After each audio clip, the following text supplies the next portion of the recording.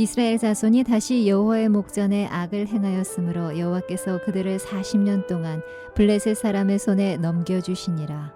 소라 땅의 단지파의 가족 중에 마노아라 이름하는 자가 있더라. 그의 아내가 임신하지 못함으로 출산하지 못하더니 여호와의 사자가 그 여인에게 나타나서 그에게 이르시되 보라, 네가 본래 임신하지 못함으로 출산하지 못하였으나 이제 임신하여 아들을 낳으리니 그러므로 너는 삼가 포도주와 독주를 마시지 말며 어떤 부정한 것도 먹지 말지니라. 보라, 네가 임신하여 아들을 낳으리니 그의 머리 위에 삭도를 대지 말라. 이 아이는 태에서 나옴으로부터 하나님께 바쳐진 나실인이 됨이라. 그가 블레셋 사람의 손에서 이스라엘을 구원하기 시작하리라 하시니 이에 그 여인이 가서 그의 남편에게 말하여 이르되 하나님의 사람이 내게 오셨는데 그의 모습이 하나님의 사자의 용모 같아서 심히 두려움으로 어디서부터 왔는지를 내가 묻지 못하였고 그도 자기 이름을 내게 이르지 아니하였으며 그가 내게 이르기를 보라, 네가 임신하여 아들을 낳으리니 이제 포도주와 독주를 마시지 말며 어떤 부정한 것도 먹지 말라. 이 아이는 태에서부터 그가 죽는 날까지 하나님께 바쳐진 나실인이 됨이라 하도이다 하니라. 마노아가 여호와께 기도하여 이르되 주여 구하옵나니 주께서 보내셨던 하나님의 사람을 우리에게 다시 오게 하사 우리가 그 낳을 아이에게 어떻게 행할지를 우리에게 가르치게 하소서 하니 하나님이 마노아의 목소리를 들으시니라. 여인이 밭에 앉았을 때 하나님의 사자가 다시 그에게 임하였으나 그의 남편 마노아는 함께 있지 아니한지라. 여인이 급히 달려가서 그의 남편에게 알려 이르되 보소서, 전일에 내게 오셨던 그 사람이 내게 나타났나이다 하매 마노아가 일어나 아내를 따라가서 그 사람에게 이르러 그에게 묻되 당신이 이 여인에게 말씀하신 그 사람이니까 하니 이르되 내가 그로다 하니라. 마노아가 이르되 이제 당신의 말씀대로 되기를 원하나이다. 이 아이를 어떻게 기르며 우리가 그에게 어떻게 행하리이까. 여호와의 사자가 마노아에게 이르되 내가 여인에게 말한 것들을 그가 다 삼가서 포도나무의 소산을 먹지 말며 포도주와 독주를 마시지 말며 어떤 부정한 것도 먹지 말고 내가 그에게 명령한 것은 다 지킬 것이니라 하니라. 오늘 본문은 여전히 죄악 속에 있는 이스라엘을 구원하시기 위해서 하나님께서 삼손을 그 이스라엘 땅에 보내시는데 그 삼손이 태어나는 그 과정을 오늘 본문은 다루고 있습니다. 그 당시 이스라엘은 블레셋으로 인하여 박해받고 있던 시기인데 결국 그 원인은 이스라엘의 죄악 때문이었고 그 기간은 약 40년 정도가 됩니다. 그런데 이 삼손이 이 태어나는 과정을 보면 좀 약간 출생 과정이 좀 독특했습니다. 그들의 부모인 마노아 부부는 원래 애를 갖지 못하는 그런 상황에 있었기 때문인데 그 상황에서 천사가 나타나서 그러니까 하나님의 사자가 나타나서 아이를 갖게 될 것이라고 이야기를 합니다. 근데 성경에서는 그 마노아 부부가 뭐 나이가 많다 뭐 이렇게 언급되어 있지는 않는데 그것으로 미루어 보면 시당초 아이를 낳을 수 없는 그런 상황임을 짐작을 할 수가 있습니다. 어쨌든 그런 과정에서 하나님의 사자가 나타나서 이제 아들을 낳을 것이다 라고 수태고지를 합니다. 우리가 성경의 역사를 종종 보면 아이를 갖지 못하는 상황에서 하나님께서 초자연적으로 역사하셔서 아이를 갖게 하는 그런 상황들을 우리가 종종 보게 됩니다.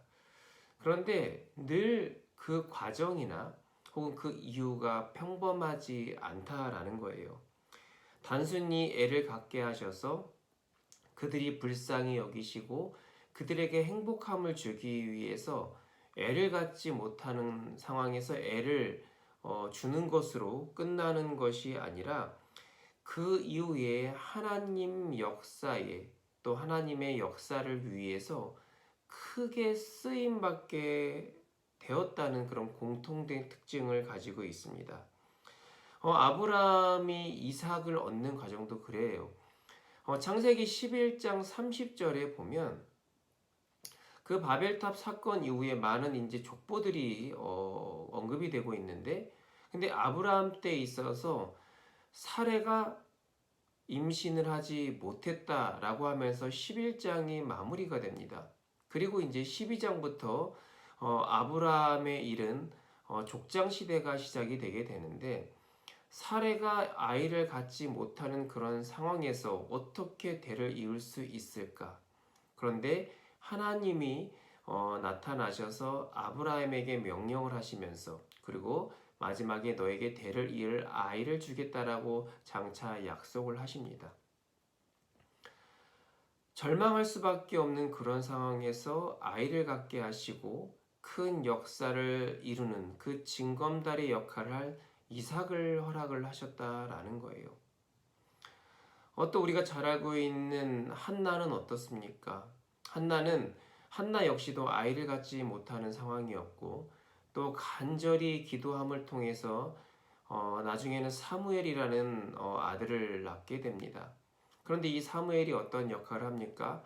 흔히 이제 마지막 사사라고 이제 불리게 되는데, 그 사사 시대와 또 왕정 시대의 연결고리, 그 중요한 일을 감당하는 사람이 바로 이제 사무엘이었다라는 거죠. 그리고 또 앞선 이 두 여인의 상황과는 다르게 또 예수님의 어머님 마리아 역시도 아이를 가져서도 안 되고 가질 수 없는 그런 상황이지만 결국 천사를 통해서 아이를 갖게 됐고, 인류의 그 구원자인 그 예수님이 탄생을 하게 됩니다. 결국 하나님께서 이 출생에 관여하셨다라고 하는 것은 이후의 역사에 남다른 특별한 의미가 있기 때문이라고 우리는 성경을 통해 알 수가 있습니다.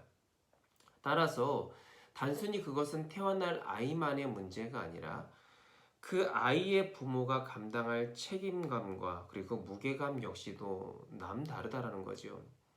마노아 부부에게서는 그동안 얻지 못하는 자식을 갖게 하셨지만, 또한 그들의 의지와 상관없이 나실인의 서약을 해야만 했습니다. 그 내용 중 하나가 무엇입니까? 바로 포도주와 독주를 마시지 말라는 것이었습니다.